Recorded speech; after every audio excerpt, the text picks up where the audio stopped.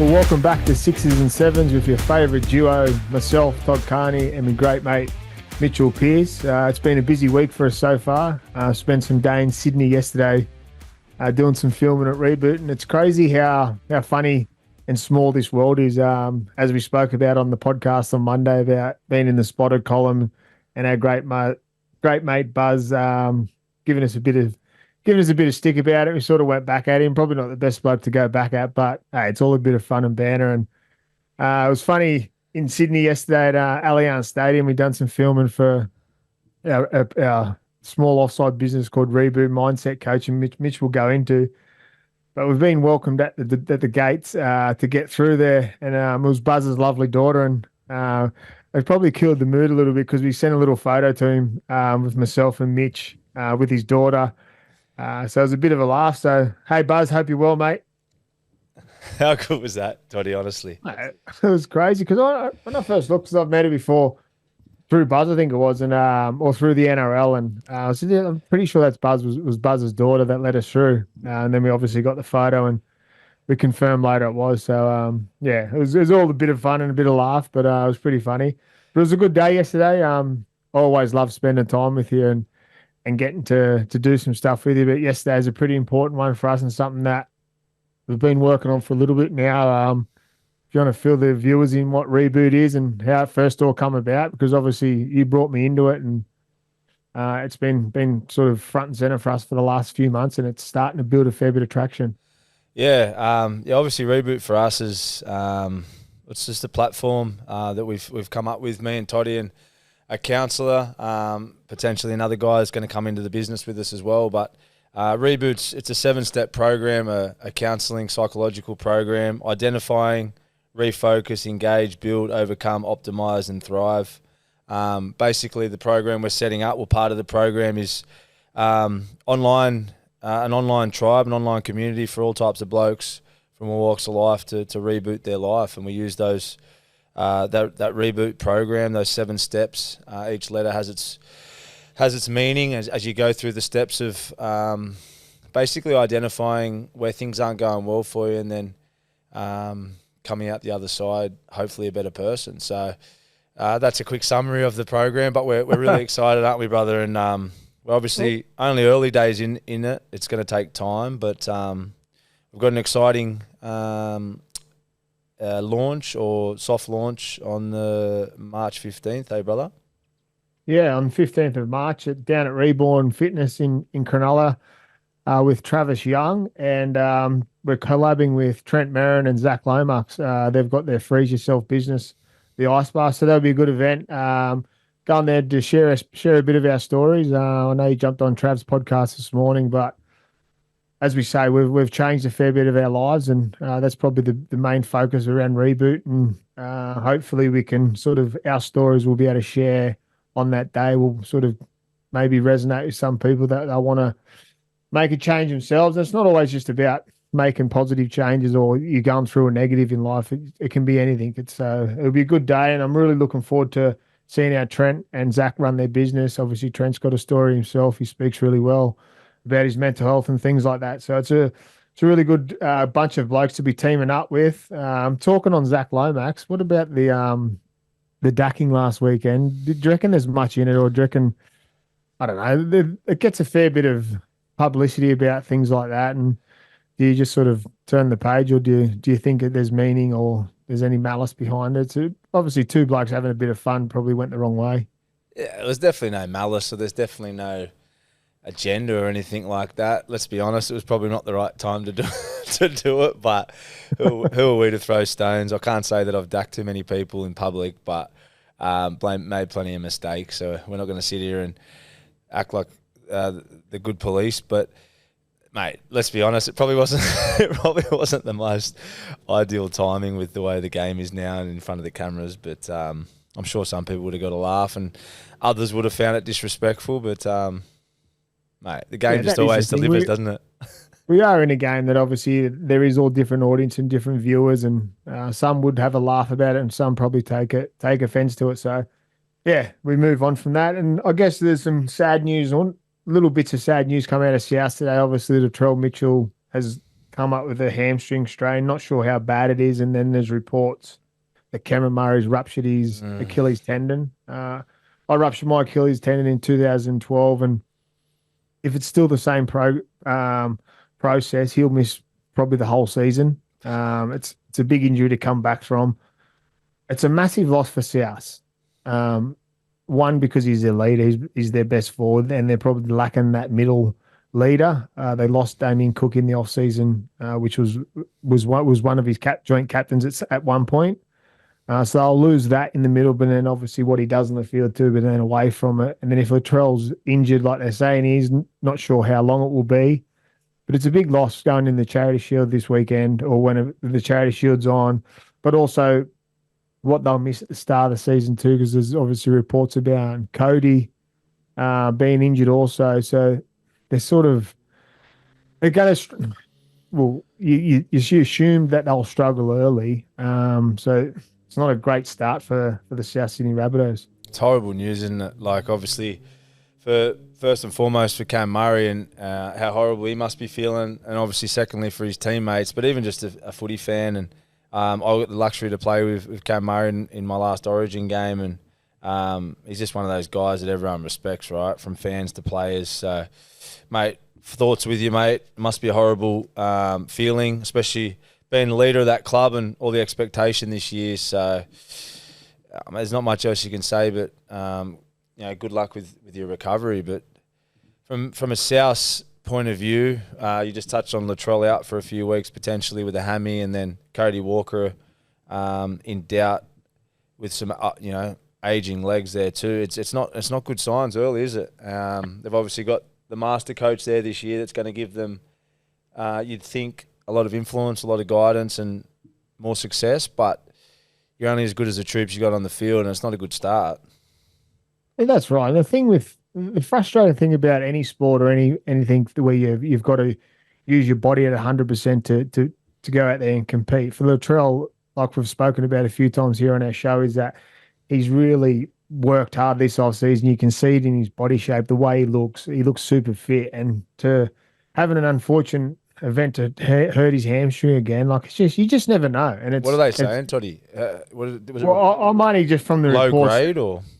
Well, we'll go for scans and work out how bad it is. So who knows? It might be bad. It might not be. Obviously, when you tear your hamstring, I've tore a few in my time. The initial thought straight away, you go straight to a negative because you don't know, because it's one of those feelings. You feel it obviously grab, and then you've got to get scans. They sometimes settle really quick, and then sometimes they don't. So we won't know until he gets his scans. But as you said, we're rugby league fans now that we don't play the game, and big supporters of Latrell. So hopefully he's all right, and hopefully they're saying he'll miss the Charity Shield, but hopefully he'll be right for the upcoming season for the Bunnies, because he's a big part of them. He's a big part of rugby league. Everyone loves him. Everyone loves to hate him also too. But for now, I think it's important. Let's hope his leg's good, and we will see him out there this year. Yeah, you need him on the field. As you just said, we all love watching him play, and he looks unbelievably fit at the moment. Looks hard and strong. And the only thing with those hammies is, and you hope it's only a low grade and it recovers quick. You just those higher grades, they can, especially when you're a fast athlete, powerful athlete like he is, they can hang around. So there's always a risk trying to rush back and trying to be back, and you've got to take that. They say obviously when they grade and they give you the weeks of how long you're going to be out. So you don't want to rush it this time of the year either too, because you don't want to have it sort of hanging over you for the whole season. Yeah, and a little mate, Lewis Dodd be crying out to get those boys back too, won't he? He needs a bit of support around him in his early transition in NRL as well. So just keeps adding more storylines to the start of the season, doesn't it? As fans and us boys that love talking about the game, there's always a curveball in this game of rugby league. That's the beauty of rugby league. Just like seeing Buzz's daughter out the front of NRL headquarters.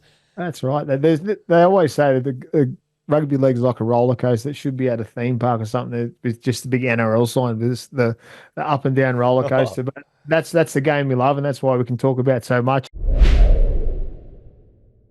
There's 4 teams we're going to be casting our eye over today. The first one is the Raiders, my old team, the good old Canberra Raiders. And they've lost two really old heads there this year with Jordan Rapana and Elliot Whitehead, which I think will be missed.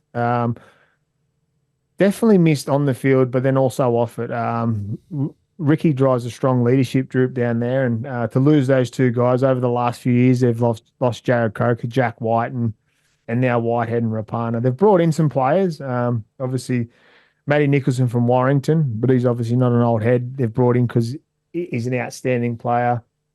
So I think they'll miss them two boys, obviously both on and off the field. But looking at their lineup, as we just spoke about before, KO Weeks, Chevy Stewart, Matt Timoko, Sebastian Chris, Savage, Ethan Strange or Ethan Sanders, whoever they go with at the six, and then Jamal Fogarty. That's an outstanding backline when you sort of dive into their middles and what they've got up front with Papali and Joseph Tarpany. They're still a strong outfit, Canberra.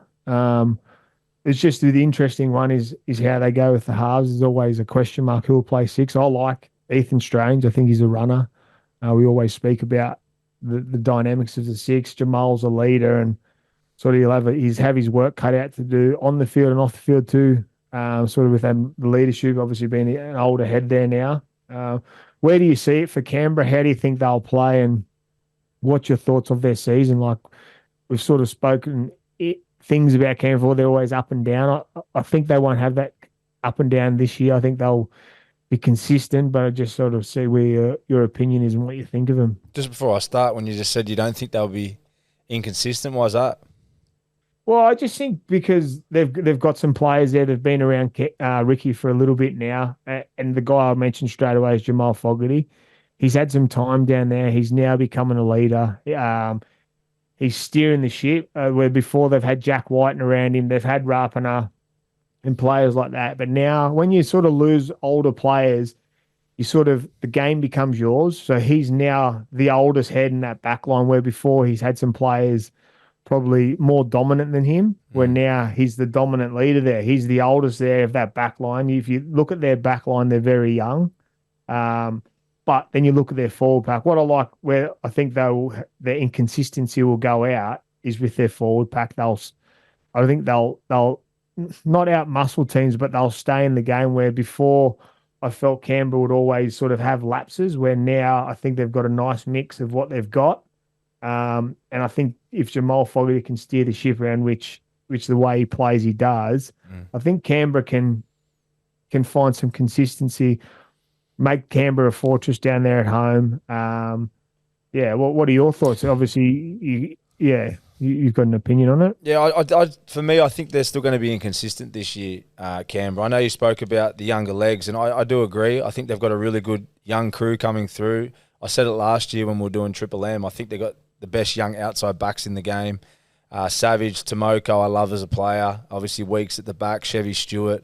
Their outside backs are young, quick. They've got a lot of speed. As you said, in their middles there with Trey Mooney, Adam Mariota, Papali, Tapine, Smithers. Their starting pack is really good. For me, though, losing those senior players like your Whiteheads and Rapana on the back of losing, Jared Croker, Bateman. I know this was a while ago, but Jackie White, and they've had a fair turnover of senior players over the last couple of years. And I don't think they handled that as well last year. And I can't see too much change this year. I think they're going to be a side with young legs and all that speed that they've got, and their halves on their day being really effective. They'll have some big wins, and if things in the bounce of the ball's going for them, I can see them riding that tidal wave, for a couple of months or games in a row. But I just don't know how long Canberra can maintain that. I think they're as you said, at home they're a great side. They play really well there, but they always seem to struggle on the road. And I hope for Canberra's sake and for the game, it's great to see when Canberra do well. But I still think they're going to go through an inconsistent year. Yeah. And obviously when you talk about young players, there's always that inconsistency. But with those young players, then some of them are in their third year, some are in their second year. I like Morgan Smithers, it's his second year in the NRL coming from Wigan. I think he'll have a big impact on the way Canberra play this year. I love Hudson Young as a footballer. He's a winner. He competes on every play. Question marks for me at Canberra is their depth in their halves, if they were to lose a Fogarty. one of their leaders. Ethan Which they did Sanders. last year, right? And they struggled, didn't they? They did, and Ethan Sanders has come from Parramatta, and he showed glimpses at Para. All reports he's an outstanding junior, but as we know, in the halves, it's a different beast when you're playing week in, week out, first grade. He's not a massive body, and then obviously, if he was to play with him and Ethan Strange together, both young kids, so they'll have their work cut out. Um, but hopefully that they stay injury free, and I think they can. I like just the way their dynamics. Obviously, Ati Mariotta, the guy you mentioned, I love when he comes off the bench. He's good. He's got a bit of football in him too. He can sort of move around the field. Big But body, yeah, I right? think Breaks the game up a bit for them. They have got a good bench. They got a really good bench. How do you see him playing, Toddy? Obviously, Jamal Fogarty he took the reins last year as that sort of on-ball half, didn't he? And mate, as far as torpedo kicks from midfield, he hits them nearly better than anyone. Burton's the benchmark, but some of his kicks for tries last year, his probing ability, he's got that natural ability. He can come up with a nice little chip and chase. He's still got his instincts. Plays a little bit out of the box at times, but can still sort of steer a team around. And he needs to be that guy, doesn't he? As Ethan Strange is probably more of just a running 5'8", isn't he? he is a runner 5'8", and hopefully over the off season, as we all know, in time in the game, and he's going to be his second year. Hopefully, over the preseason, he's worked on different areas of his game. And the thing is, when you've got a dominant half, they can't always steer the ship. Teams will work out ways to sort of execute that or trying to limit their action of the field. So Ethan needs to understand and work out how he can best complement Jamal. He's a left foot kicker. He's a dominant runner. I'd like to see him move around the park, jump on the right side of the field sometimes, move down the left side, which he does great. Like he can play center, so he's definitely a good runner of the ball. I'd like to see Denny Levi start and Starling come off the bench, especially with the way the comp is, how fast it is, the 6 agains and things like that. I think Denny Levi is a better starter. Will take the brunt of the first bit of the game and then bring Starling on, because when he jumps out of 9, when he comes on, obviously he's a runner when he gets on. Any quick play the ball he goes, I think that would complement him better. Danny's crafty too, isn't he? Comes up, rolls the ruck a little bit better than probably Starlow does, but as you said, quick play the ball sort of 20, 30 minutes into a game. Starlow's lightning out of there. And when you say roll the ruck for middles, and obviously Canberra's 2 starting props is Papali'i and Joseph Thurman. When you say roll the ruck out of 9, for our listeners, what's that mean for a team like Canberra with real dominant middles? Yeah, the best hookers in the game. Rolling the ruck is basically finding ways to create momentum around the ruck to create ruck speed. So, you know, as fans, you probably watch the game and see hit up for a kick. You know, the people that aren't as observant about the game. But there's so many technical ways to create momentum in rugby league. And when you've got a good 9 that can create deception out of dummy half to isolate, instead of it being a 2-on-2 tackle, a 2-on-1 tackle, or a 3-on-1 tackle, they get a 1-on-1 tackle.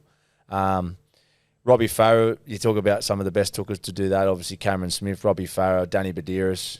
The way they tell lies with their eyes and body language before they receive the ball. It's all those little moments that create ruck speed. And it makes a massive difference, doesn't it? Especially when you've got a hooker there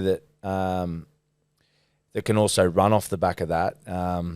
Your whole game opens up. You see some of these sides that have got maybe an inexperienced hooker or a hooker that hasn't got the ability to roll the ruck. It becomes predictable. And as I said, your middles end up getting gang tackled as opposed to creating one-on-ones and getting their nose through carries. So, yeah, he's really effective at that, Danny. At times, I think he can maybe overplay a little bit. That's the risk of a player that plays out of 9 and wants to do too much. Maybe sometimes he does a little bit too much, but he does. He creates some deception around there. And when you got those kind of forwards that we spoke about to play with, you can have a field day there if you can get some possession. And as you said, once we roll the ruck as halves, you want a team that can roll the ruck and move their middles around, because then as halves you get a bit of freedom. You then can sort of jump up and demand the ball when you want it. How to play on a quick play the ball is way better than playing on a slow play the ball as a half. You want to be on the front foot over the ad line so you can get into the meat of their defence when they're not as set as they would be when it's a slow ruck. So Toddy, just on the back of that, we're talking a bit of technical stuff. What was your trigger? So I spoke about the 9 and having that ability to be able to create deception and create one-on-ones for the defenders. What's the trigger for you as a half? When would you decide to be at the back of your middles, or when would the trigger be to run or step up over the advantage line? Yeah, for me, I guess I was a dominant right foot step, so I'd always drag the middles across the field. So I'd start from the left side of the field, jump over to the open, catch the ball at first receiver, like most halves do, and then I'd grab across the field. So I'd drop one middle or two middles underneath me. So then that would give me a view of what's in front of me. Because if I could straighten the game up, then I would have a lazy middle at A. So the defender on the opposite team at A would be my target. Because then I know if I had him coming up sideways, I could get him on his inside shoulder. And then from the other side of that, if I would drag them across, if their middle wouldn't come across, I would then, if I would come across late, I would then jump back down a short side and play short side footy. I like playing short sides by just counting numbers. So if I knew my back rower, centre, and winger on my short side, so there's 3, and they had 3, which smart teams would just always number up with 3, I would jump down late to create that extra number. And I'd usually more often than not play short, but I'd always look for the long option first. So I'd always count. A lot of players jump down short sides and count in to out. So they go, what's 1, 2, 3? I always count in. So I always think if I can beat my winger first, I'll beat him. And then I'll go back in from there. So because you had so much speed too, right? You had that ability to skip defenders. You had to be over the ad line. If you got over the ad line and you got in behind the markers' shoulders, which in behind the markers, you had a win because obviously you were on the ad line, you were over the ad line. My option to run was perfect, but then I've got an option to play short or long. Yep. And if they don't come up or if they rush me, I've got an option then to kick behind them. I'd never really take a short side early in a set. It would always be later in the set once I've manipulated the defense of what I wanted. Short sides, obviously Nico Hines, I rate the way Nico Hines plays short sides. I love playing short sides when I first got to Cronulla with Wado, because he was a dominant back rower too. He knew where to be, obviously from playing in the halves previously to then moving to back row. Luke Lewis was perfect. I always loved playing for Luke Lewis down that side. And on that side of my field, I had Luke Lewis and Ben Pomeroy, both blokes that would run a nice line. So that's how I'd always, my cue to definitely run the ball. And I was always a runner coming through as a kid. When I got to the Roosters, I got an opportunity to play fullback. And then, I don't say it because you sit across from me, but I got to learn a lot about playing 7, really. And that's when I first got to Cronulla.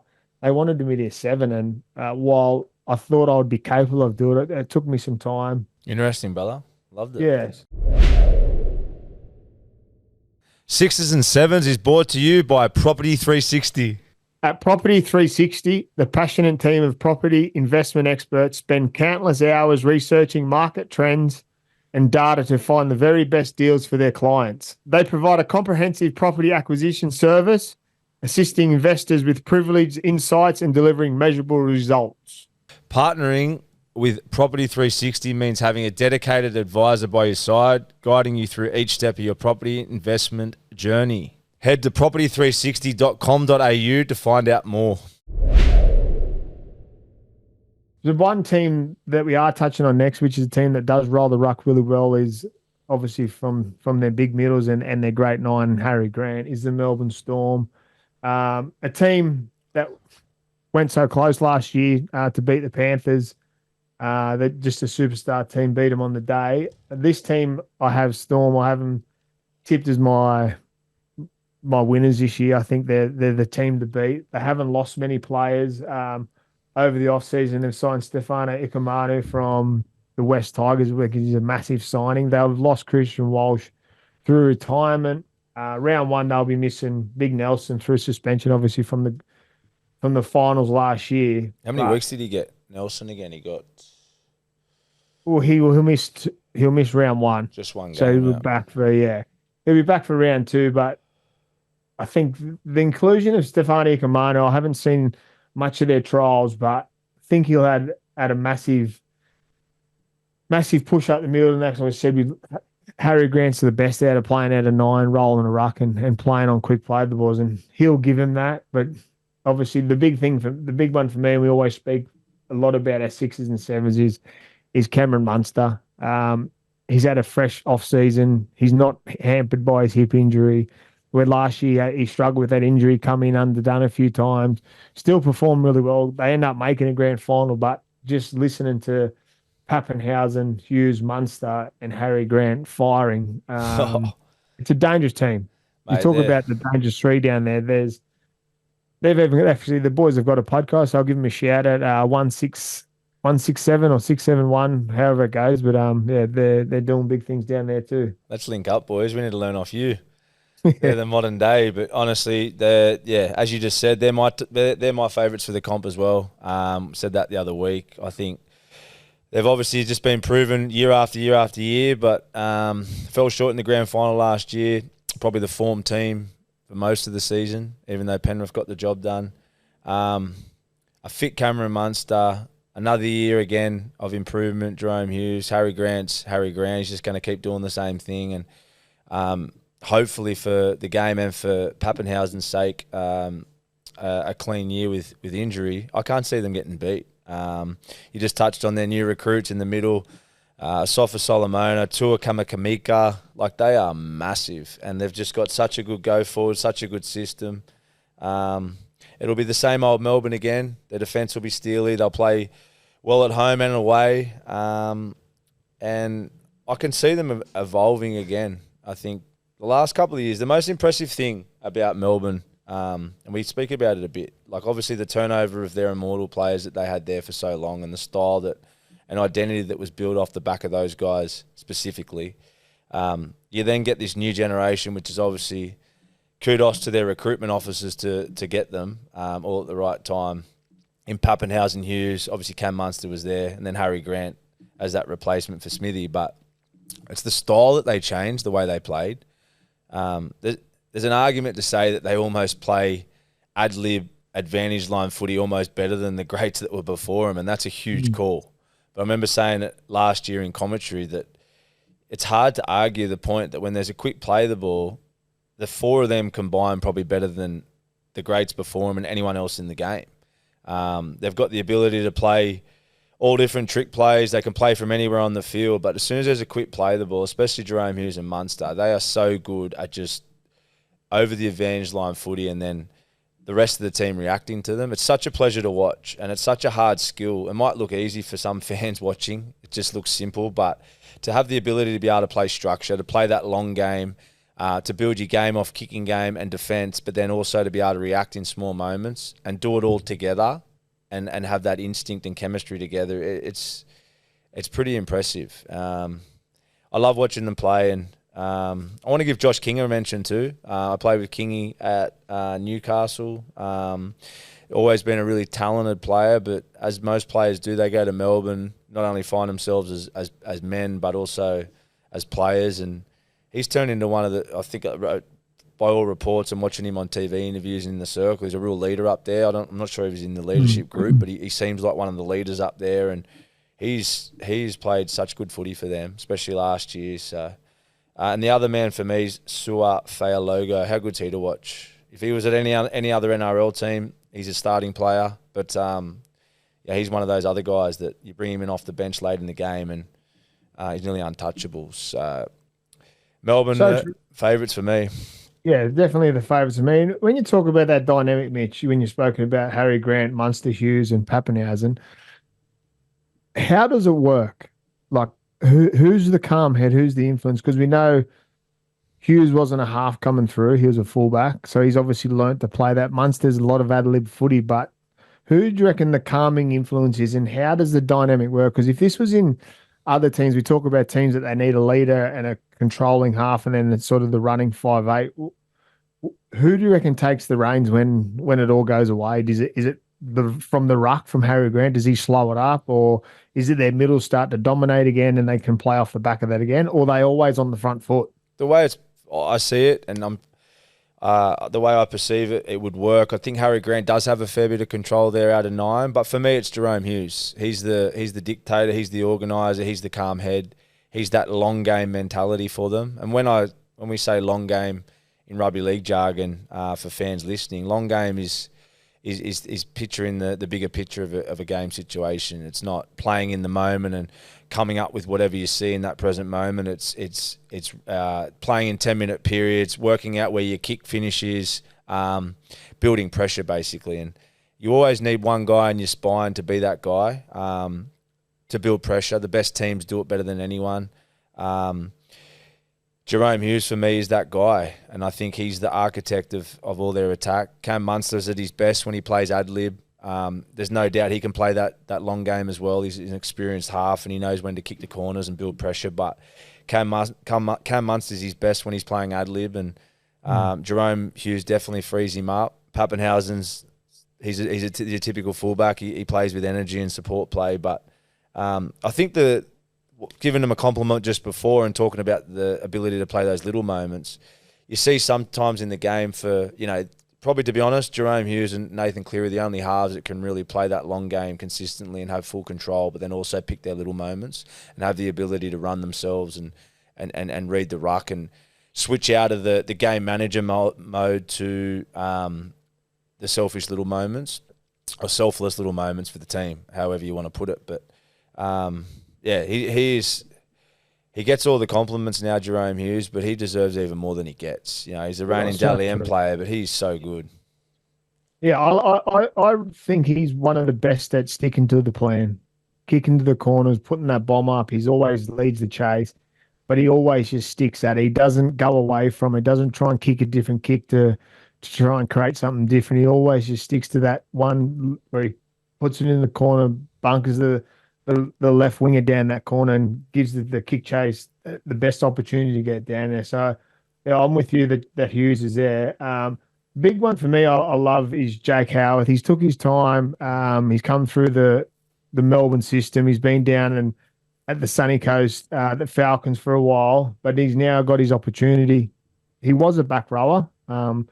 He played a lot of centre last year, which is where he's looking like he'll start the season here. So I've got big raps on him. And also Tyron Wishart. I love him. He was unreal last year when he had his opportunity through injury. Another player that if he was at any other NRL club, he'd be wearing the 6 or 7. So I've got big raps on him. And I love him, Toddy. I love watching him play as well. He's he tacks the line with. He's got no fear, does he? But to fill in, I think he came through as a winger. Is that right? I'm pretty sure he came through as a winger, centre, outside back, can easily play there. But the jobs he was doing at 5'8", especially, he was a perfect fit in that system, wasn't he? And I reckon he's a future rep player. It is thinking, and that's the system they talk about, the Craig Bellamy system, that when players from other clubs come down and they fall into the system, they have a job to do and they just fall into those shapes, and that's what makes them so consistent all the time. I'm excited to see how they evolve again, how much they get better. But yeah, they're my team to tip to win the comp this year. I think they'll go one better than they did last year. I agree with you. Storm for premiers, eh? They get minor premiers last year. They did. They did, yes. Yes. Yeah. Had a few of them. Mate, there's that doco this come out on Stan on Craig Bellamy. I'm going to really dive in and have a listen to that. I've watched a few of the documentaries to get around, which is really good insight into some of the clubs. I watched the Undisputed at Penrith last year. That was really good to see what goes in behind closed doors, and I'm really looking forward to this Melbourne one, just because what they went through that year when they got the premiership taken off them and things like that, the sort of change of players, the players you spoke about, the immortals that will be future immortals, sort of the change of them and the new guard coming in and how they've just haven't missed a beat. They continue to get better. So well done to the Melbourne Storm. Unbelievable down there. The next team will be casting it over is the Dragons, a team that's recruited really well over the off-season. The second year under their coach, Shane Flanagan. Their big signings is obviously Clint Gutherson and Damien Cook and Lachlan Ilias. A big change, obviously, with those three players. Obviously, we talk about 6, 7, 9, and 1 is probably the most important position in some clubs through cohesion, through be able to obviously get the structures right. So they've got a lot of changes happening, but there's some big signings. And if they find that rhythm early, I think they're a dangerous team. I've still got concerns about some of how they'll go, but I think if they can sort of get it right in those positions, they'll be thereabouts. Yeah, I think for me, it's hard to pinpoint exactly where Dragons will finish. I think I can't see them being anywhere above 10th on the ladder. That's the honest truth. Tell us why.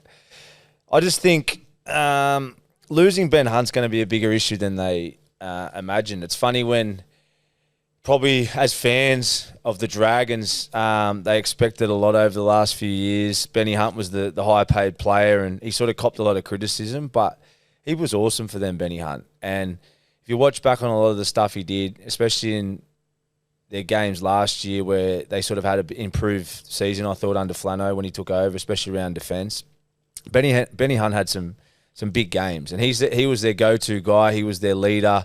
He was their competitor and their most experienced, probably rep player in the club. Yeah, they've replaced him with Gutho, as far as experience and energy and competing.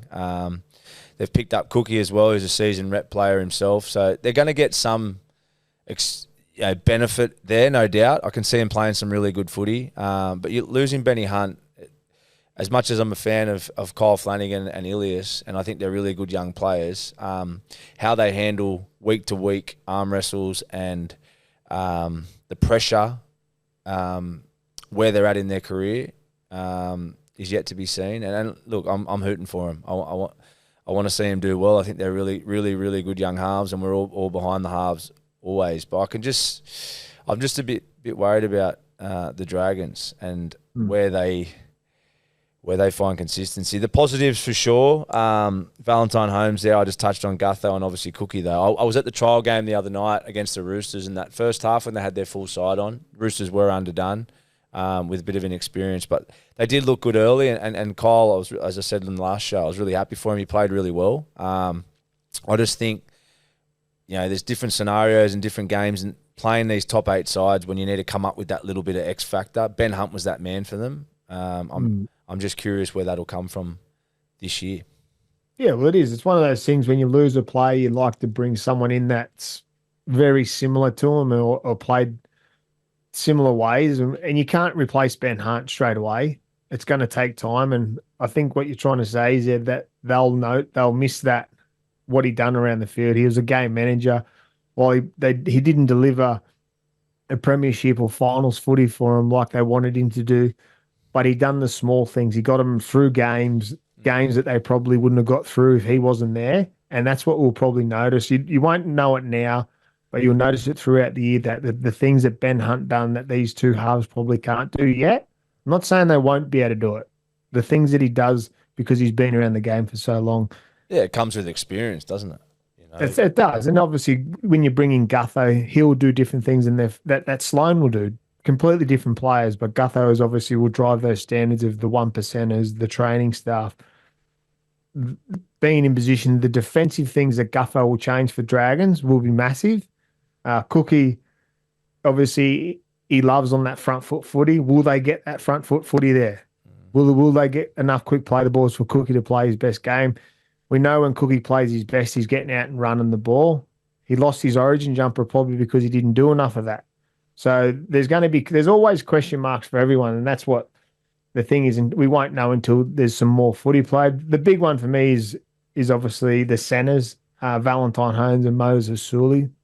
They're going to be strong in those positions. Terrell Sloan will jump onto the wing because he's obviously Gutho will play fullback. And Christian Tuipulotu in the centers, they've got fast outside backs. They can score tries. But just how they play in the halves, Kyle and Lachlan are very similar. They both like to control the ball. How do they share the workload? Who relieves them under pressure? So if Kyle's under pressure, does Lachlan know how to relieve him from that pressure?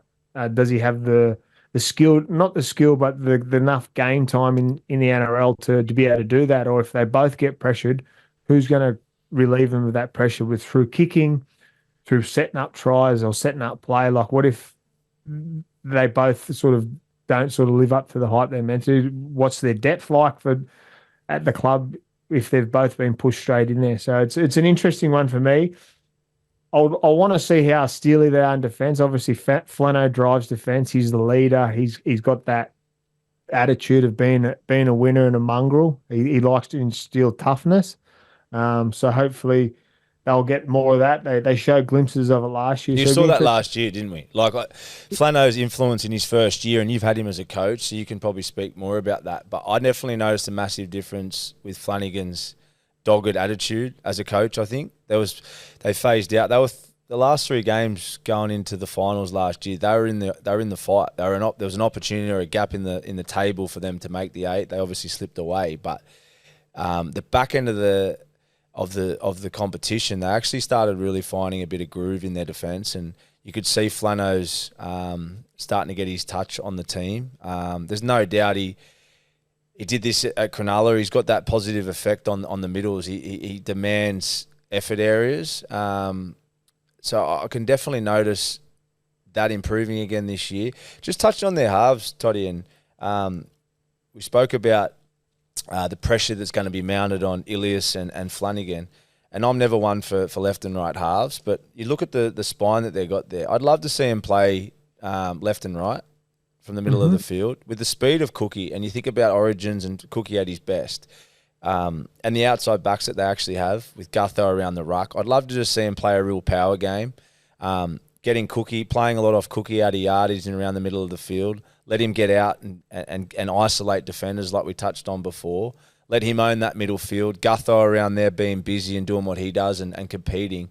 But I'd like to see him in good ball to split on edges. I think it'll take split on left and right edges. It'll take pressure off one of them trying to be the man and mounting pressure on them having to come up with the perfect play all the time or have full control of the team, because I think where they're both at in their careers, I don't think that's the right thing for them. And then I look at the dynamics of it. I think they're both 7s. So to have one of them go to 6, you're losing that running game a little bit. So I'd love to see them play really simple, play off the back of Cookie in yardage, let him dictate terms, use their big outside backs, as you said, with Valentine Holmes, and that out of yardage, Gutho out of quick play the balls, and then middle of the field in good ball. Split on each edge, keep things really simple and basic, and kick well. Yeah, and for the listeners, when you split on, if you play from the 50 and you split the halves, it opens up your back rows to do some work. And it isolates their back rows and isolates their halves. And you've got Luciano Leilua and Jaden Sue, both good ball runners, both capable to hit holes, but also capable to play some footy. We know Jack DeBellin can jump in it and jump into first receiver and play the block shape with. So then it'll be Gutho's job to either sniff through the middle or pick what side he goes, and he'll be the guy deciding what play what side of the play the ball goes, because obviously he'll be eyes up with the numbers. Then it'll be for the halves just to pull the trigger on what way and what plays they play. But I agree with you there. It frees them up a little bit. It doesn't give them both a role to try and sort of steer the ship, because I think they'll butt heads. I could be wrong. Takes the pressure off, doesn't it? And it sort of suits with what they got. Like we said, Cookie likes playing plain and simple and playing off quick play the balls. Just give their halves a simple role, let Gutho be busy, and build their game on that rugged Flanagan style where they do all the 1%ers and outwork teams. I think that's their best opportunity to have their best year. Well, it makes defence not bully them too. When they're both split in both sides of the field, they can't gang up on them. If they sort of isolate themselves down on the right side and they have to play long shape, it stops the teams from rushing them and forcing them into bad habits or bad plays, so to say. But yeah, it'll be interesting to see how they go. Obviously, they've picked up some big signings. But yeah, I'm with you. I'm not sure where they'll finish, and I'm not going to put a number on it, but I'm sure they'll improve in different areas. But the big one for me is the same as you, is that they'll miss Ben Hunt more than I think they realise. All right, our next team we're casting it over is the Cowboys, a team that didn't perform great in the preseason of round 2 challenge. The Cowboys, it's an interesting one for me. They've lost some players, obviously Chad, which is a massive one for them. A big one because he's been their leader for the last few years. He's steered them around the field. He's their hands-on half because obviously Dearden, as we know, he's a left side runner. So they've got a young kid coming in through Tom Duffy or Jake Clifford. Jake Clifford got surgery a couple of weeks ago, so I'm not sure how he'll be going for round one. So they'll be looking at Tom Duffy if Jake's not fit. They've lost Valentine Holmes and Cole felt the retirement. Jason Taumalolo will be out for round one, and Lukey done an ACL in the off season, so he'll miss the whole season. So they've lost some big players there. Cowboys for me are a team that if they're superstars or they're not their superstars, they're guns, play an 8 out of 10 performance, they win. But if they don't get those 8 out of 10 performances each week, I don't see the Cowboys performing as well as they would. And we say that you need your best. The teams we say you need your best players to play 8 out of 10s to win is usually because there's a weakness in their defence, right? We say it about Newcastle with Kalen. We've said it about several sides. And for the viewers, I think a lot of the sides we say that about is because they've got some weakness in and around their defence. You know, these better sides that have a steeliness and a resilience in their defence can usually get away with some of their best players having some off games and still get away with wins. So I see the Cows similar to what you're saying, Toddy. I think, the biggest thing that they would have been working on in the off-season was their defence. And then I know you can't go too much on trials, but to cough up a 50-0 scoreline to the Dolphins. I know they had a lot of players out, but there was a lot of really poor reads in defence, which was a bit of a storyline of last year. Wasn't good signs to start. So, yeah, hopefully they can tidy that up for their sake. I love watching the Cowboys play. When they're on, Scotty Drinkwater is one of my favourite players. You know, he had, I actually looked it up. I'm not much of a stat man, but he had 26 try assists last year, which was one of the top in the competition. Pretty impressive at fullback there. Super player, suits the modern game with the ability off these six tackle restarts. He's just such a creative player, touch type player. I think he was an Australian touch player himself. I love Cliffo as a player as well. He had a good run at the back end of last year. I actually played with Jake Clifford at Newcastle my last season there.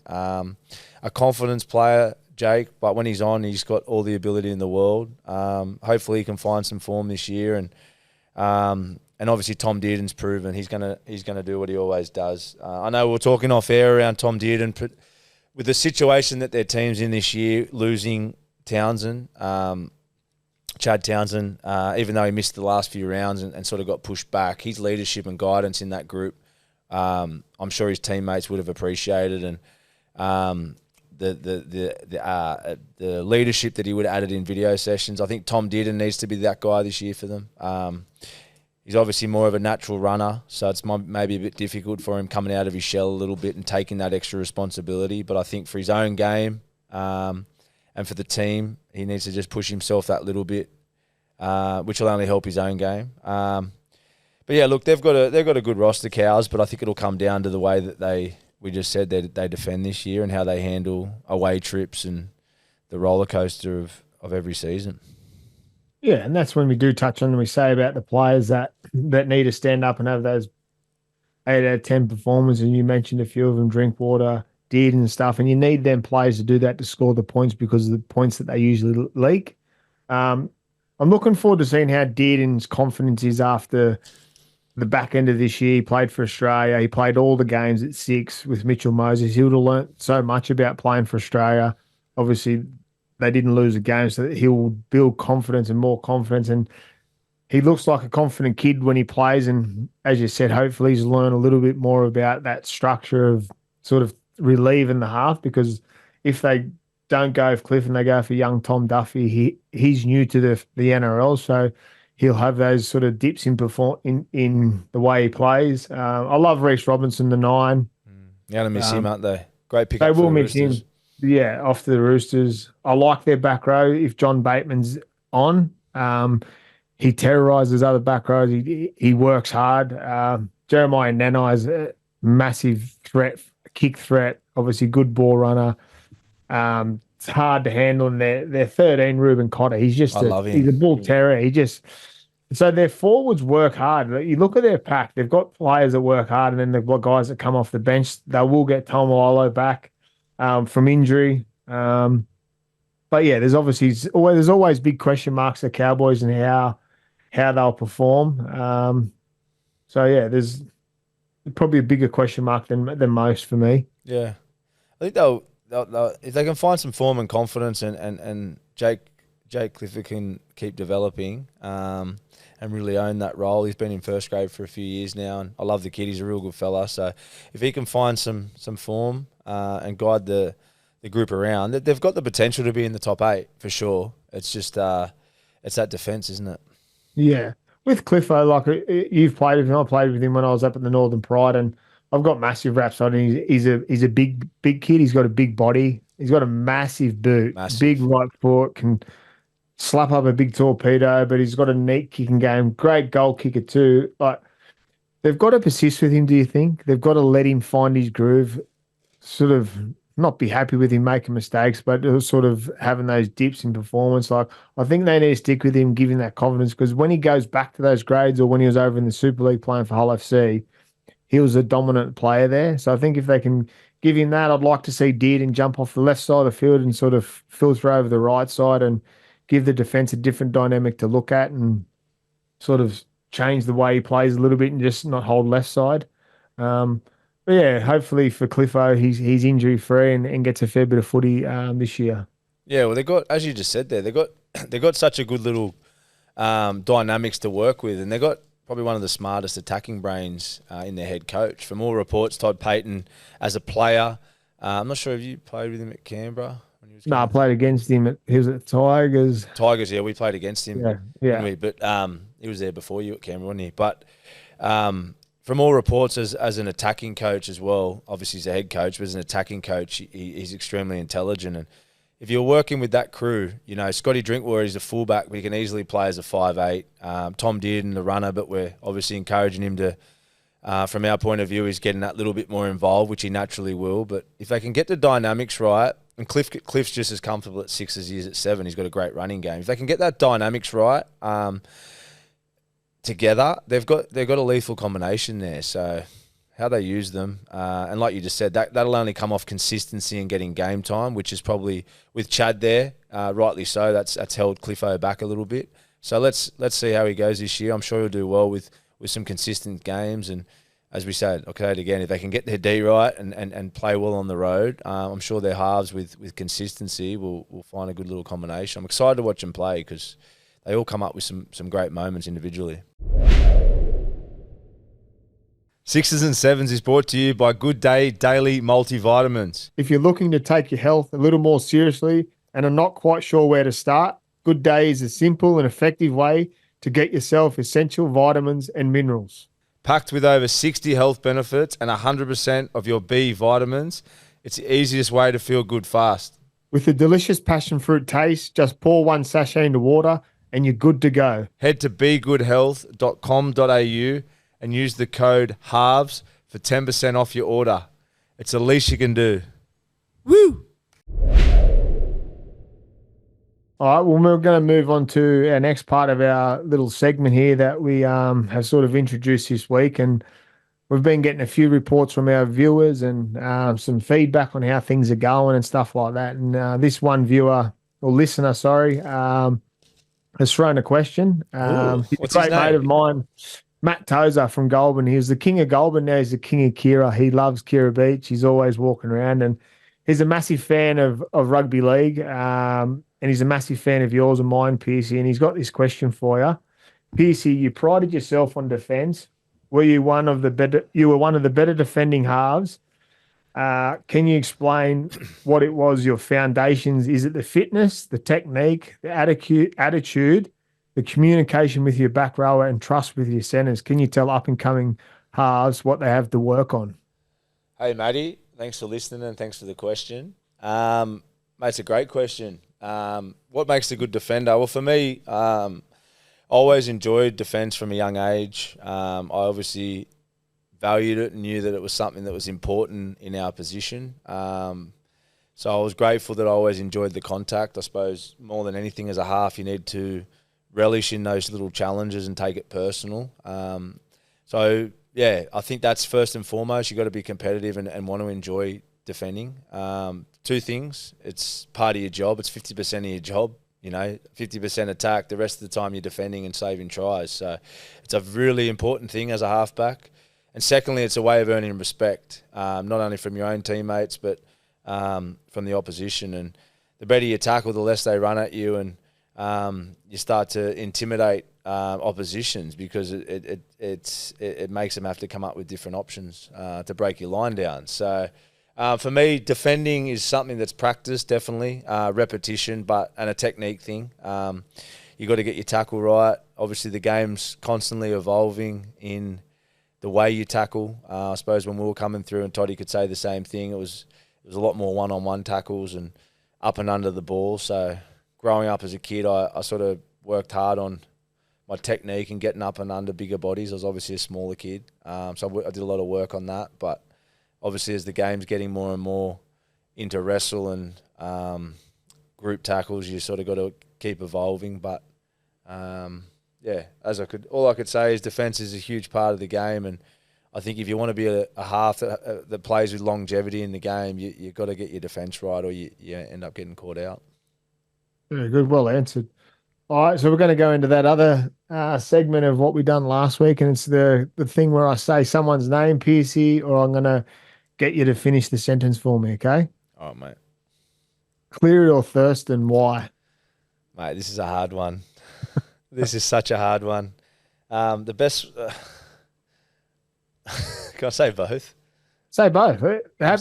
I'm saying both, but I'm going to go into it. I'm going to go into it. The reason why I probably said both is because what it does, it opens you up into the 6s and 7s. Yeah, I'm going to say it gives you an opportunity to talk about both of them. I'm going to say both, and I'm going to say break it down. I think the best way I'd say from where Nathan Cleary is at 26 to Jonathan Thurston's career at the end, what makes the argument of the better player or the better winner? I'd say as far as rep footy, there's no doubt with age and 10 years on Nathan, Jonathan Thurston's rep footy and awards and individual awards is in a league of its own. But you'll probably say the same argument with Nathan with the amount of competitions he's won. You play NRL level to win competitions more than anything. That's your job. You're paid to win competitions, and Nathan's done that better than all of them at an even younger age. So that's one argument. And for me, the other argument, or the cool thing about watching their development, which might lead into our next conversation though, was it's really cool watching different halves or different great players or our immortals of the way that they develop and the journey they go on to become that player. Jonathan Thurston came through as a littler guy, got moved on from the Dogs because people said he couldn't defend. He'd probably say himself, I'm sure, if you asked the great man, the defence was something he had to work hard on. He was a smaller body. As a younger player, he was an instinctive player, a guy that had this, just a magician, could play off quick play the balls, play ad-lib, just a total freak, natural instincts. And then probably had to develop the game management side of things later in his career. Then you go to Nathan, on the other hand. Nathan was probably someone that was more of a predictable guy. As a younger kid, he'd say that himself, I'm sure. He was more of a 1% player, a great defender, played that long game, as we spoke about a bit today, really understood and had the mindset of an older guy on a younger guy's shoulders from an early age. But Nathan had to work hard on the instincts. He had to work hard on the little moments. He had to work hard on the playing out of the box and taking risks a little bit more. So it's really cool watching the different journeys, and yeah, I'm taking both of them all day, every day. Utmost respect. I know Nathan quite well, and just an absolute champion on and off the field. And I can only say the same about the great Jonathan Thurston. He showed me up plenty of times on the field. One of the greatest players of all time, obviously, but just the ultimate competitor. And he pulled my pants down plenty of times. So I'm taking both of them. Can you put them 6 and 7 together, please? Yeah, well, with Joey and Lockyer as well. You can do whatever you want, mate. It's your show. You can do whatever you want. I'm taking all of them. All right, the favorite game, your favorite game you've ever played. 2010 against the Tigers. How good was it? What a game! Hey, at Allianz Stadium the other day when we were doing our film for Reboot, we sort of went down memory lane and what it was like, and just that moment when Braith smashed that field goal over was unbelievable. The way that game went, like I sometimes, if I'm down in the dumps, I'll chuck it on, watch the highlights, give myself a pat on the back, sort of just probing, scheming through the middle of the field, talk about rolling the ruck and jumping, punching through A and B. You're outstanding that second half. You laid Mate, me we over just late. You got the chip and chase. Mate, the circumstances of that game, I think we should have been down by 30. The boys kept coming up with a few try savers in the first half, but we were still down. What were we down at half time or with 20 to go? 14, Yeah, about 14 14 points. something, and then we sort of clawed our ways back, and then it was we when Jared ran and got hit by Dwyer, should have been a penalty, two Should have points been a in penalty front. that. And then we push the scrum. Frank Paul jumps on the ball. We find a way to hit Braith. He kicks the field goal, go into Golden Point. They're all over us in Golden Point. We've had numerous shots at field I goals. missed about 50 field goals. No one come up trumps. And then our great mate Skidsy just Oh, leaps through the air, takes the intercept, and just goes on. Like I'm getting tingles in the back of my head thinking about it. it was honestly, It was unbelievable. but the feeling, like you asked me what the best feeling or game was, it's like that feeling you get out of it and what you have to do to get the result. Like they're the ones you remember. That year was special. There's obviously been, you could say different grand finals and different grand finals like I've played in heaps. The 2013 grand final, obviously the feeling you get out of that, and then big Origin games and that type of stuff. But it was just the way we won that game, and it was pretty special. It'd have to be your favourite too, was it? Yeah, it has to be. It's like just to think about some of the moments. I'd love to be able to get Braith on the couch next year at some point and Yeah. players that played in that game and just to have a chat about like if you got an opportunity and you got 10 minutes of your time, Google the game, Roosters West Tigers semi-final 2010. It blows your mind how he won the game. But just the different things that had to have happened for that game, like as we just spoke about, it should have been a penalty. Yeah. You're not allowed to push in the scrums. Frank Paul finds himself at the back of the scrum on the ball. How that's not a penalty or even a send-off. Imagine if that was now. Yeah. You get this 10 weeks. This is a good one. Boyd Cordner. Yeah, just absolute champion. Boydie's obviously a great mate of both of ours. And when you talk about the best players you've ever played with, as a half, I know we always speak glowingly about each other because we had such a great chemistry in the halves, and I've been lucky to play with so many great halves, and naturally you always start to speak around players in those key positions. But if you ask me who was the best player and best leader, every day of the week I say Boyd Cordner. We obviously knew him both from a young age, but Boyd was that guy, even when he was 16, 17, you're going to him for advice, and that's probably the best way to sum him up. He's an ultimate leader of men, a man's man. What he says he does. As a player, for the career and the unfortunate finish to his career at such a young age, through the injuries and how tough he played, what he cramped into those 100-something games. Not only did he captain Australia, captain the Roosters, and captain Origin, he won countless trophies for all of them. So he delivered as a captain and just the ultimate leader, isn't he? Yeah. I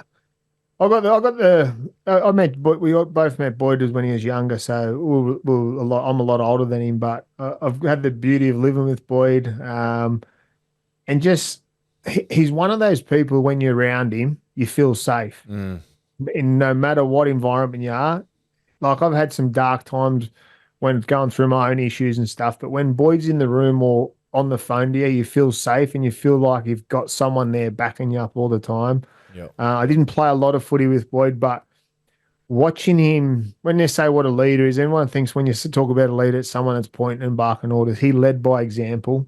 He didn't have to talk, but when he does talk, I was lucky enough yesterday when I was in Sydney, you're watching coach now at the Roosters in the junior grades, and how lucky those boys are to have him as a coach, but as a mentor to guide him through the next stages. Like he had to work so hard as a kid. He had knee injuries, shoulder injuries, and then obviously what he went through during his time playing too. When he done his syndesmosis leading into the finals, to get it done in 6 weeks, to come out and then play in the grand final, to win the grand final. That was unbelievable, wasn't it?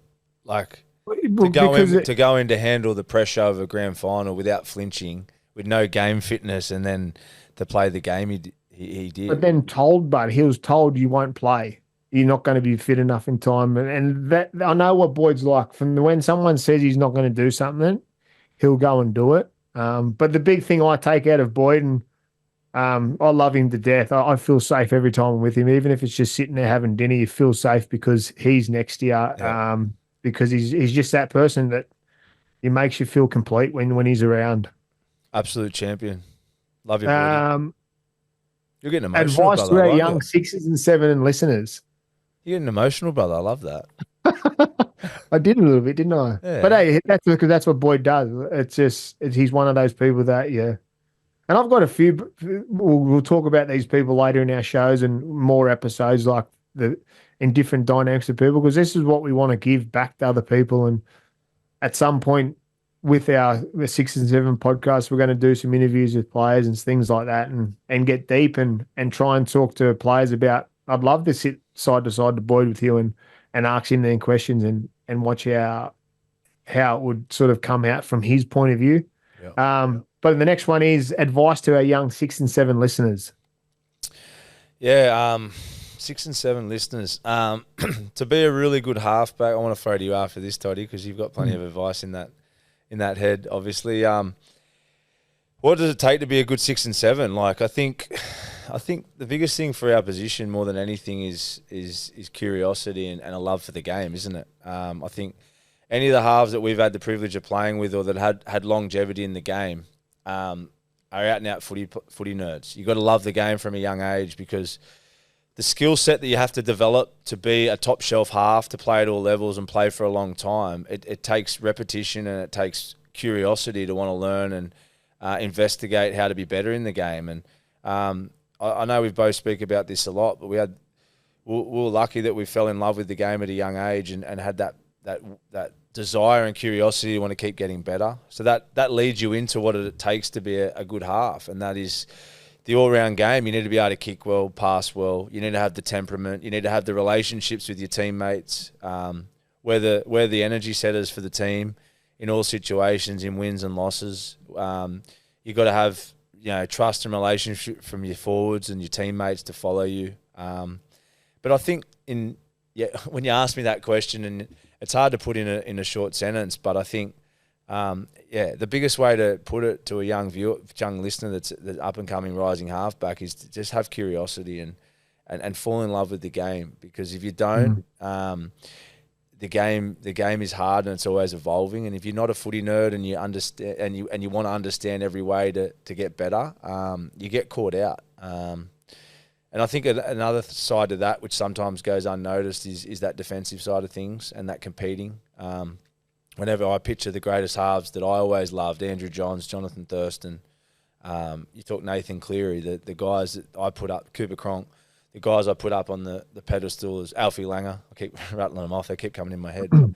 Todd Carney, but the ones that are at the top of the shelf, more than anything to do with their skill set, is their competitiveness and their will to win. And I think that sets the benchmark. I love my time I get to spend with Andrew Johns. I've always had a really good relationship with him, and I still see Joey around the East and catch up. And you talk to Joey at 50 odd now, and he still gets the hairs on his arms still go up when you're talking about competing and talking about rugby league. He'd still go to the park with a young kid now and get a kick out of watching the way he can pass and teach on the knowledge. And that's an immortal, and that's the top of the tree. And the characteristics of that, at the best of the best for me, what I pick up on is competing and just that curiosity. I keep saying it, but just you got to love the game. Yeah. What about you, Toddy? Yeah, you're so right. I had a love for the game from a young age, and that was pushed to me from my dad. He loved rugby league and obviously wanted me to succeed. But that was never going to be enough. I had to fall in love with it. I had to have a football in my hand all the time. I would be curious about why the ball would bounce this way, why the ball would bounce that way. I watched every game of football. From Friday night to Sunday, I tried to watch every game of football. And I would ask questions. Why does this happen? Why does that happen? And then obviously as you get older, You start to get better at different things. And then you got to start to outwork people. You got to train harder than other people. You can't say you want to be good and then just it's going to happen. You've got to actually go do it. And that was pushed on me also from my father. He always made me work hard. I had to go down and kick the footballs. And if it was just down in the over at our house, he put up goalposts. He made me go goal kick the ball and find my own reasons why. So I'd ask him questions, I'd ask other people questions, and then he would ask me to go find out why yourself. The big thing is video. For kids now, they don't watch a lot of football. You miss so much if you don't watch the game. I still love when you talk about Joey, like when coaching and stuff. I'm inquisitive watching football now because I coach. So what I learn watching football now, I try and give to the kids I coach now because I've learned so much of my game. The game's evolving. So I have to evolve as a coach to get better at my job. And I love specialized coaching. I'm not set on the team coaching stuff yet, but I love teaching individuals. I love sort of teaching an individual. And it's funny we were talking about Boyd just before because last night at training, I was asking about a kid that was out training, and he said to me, "You know when kids are going to make it when you have a conversation with them." And it's so true. I walked away from that and I thought about it. Some of the kids that I coach, I tell them things and they just go, yeah, yeah, yeah. But then there's some kids that will sit there and go, oh, why? And the best question sometimes is why, because then it makes me answer more of the question.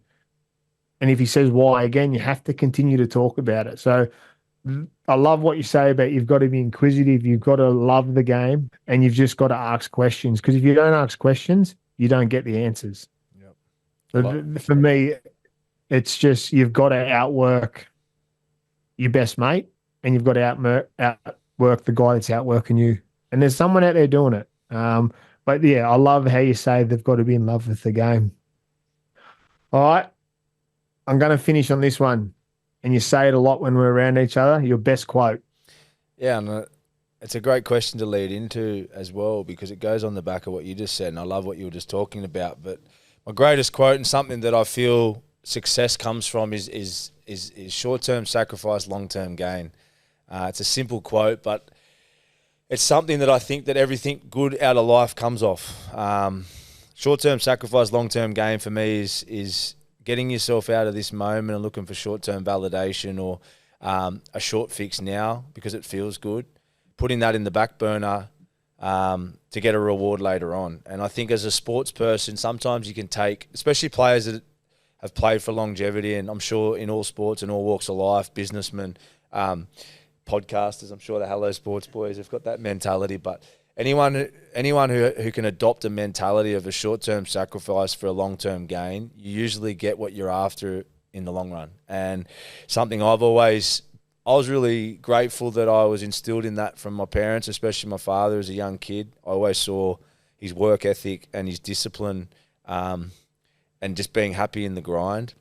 A bit what you spoke about with your father, and those little things were ingrained in me from a young age, and I'm very grateful for that. And it's good to speak about it or be able to be aware of those skills as you get older, because it's a great thing now to be able to pass on to people that you want to help. And as you said, younger kids and guys that are looking for a bit of an edge is short-term sacrifice, long-term gain. Anytime I've looked for a short fix in life, I've got what I got. I got a bit of dopamine in the short term, but nothing in the long term. So that's my little spiel for the day, Toddy. Very good, mate. Thank you very much. And to our listeners out there, as we said in that segment, if you've got a question you want to ask us boys or anything you want to know, fire us to our Instagram 6s and 7s or our personal Instagrams. Shoot us a message. Let us know what your thoughts are, things you just want us to talk about, or answer some questions for young kids. If you've got a young half at home sitting there listening, fire away some questions. But thanks for listening. We love talking garbage.